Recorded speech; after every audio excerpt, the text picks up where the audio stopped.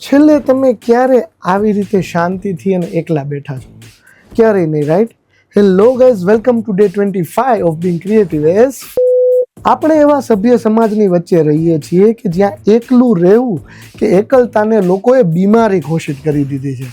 આપણે ઘોંઘાટને પૂજીએ છીએ. Reels, notification ને અઢળક વાતો કરો તો જ તમે નોર્મલ લાઈફ જીવી રહ્યા છો. પણ હિયર ઇઝ ધ પેરાડોક્સ. જેટલી દુનિયા તમારી લાઉડ એટલી જ ક્રિએટિવિટી ડાઉન. શાંતિ, સાયલન્સ એ કોઈ ખાલી કે એમ્પ્ટી ઇમોશન નથી.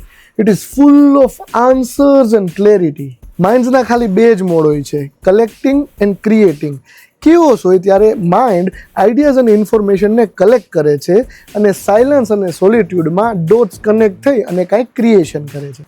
વેટ, તમને થતું હશે કે ડે 2ના આ દાઢીએ તો એમ કીધું હતું કે કેઓસમાંથી ક્રિએટિવિટીનો જન્મ થાય છે અને આજે કંઈક બાજુ ફેરવી નાખ્યું.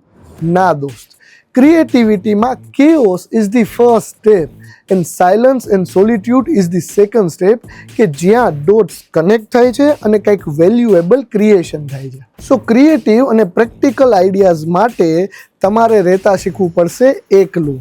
તો રોજ તમારી જાત સાથે સમય કાઢો અને જુઓ દુનિયાના બેસ્ટ ક્રિએટિવ માણસને મળીને કેવું લાગે છે. સો do this and let me know your experience in the comments. બાકી સી યુ ટુમોરો.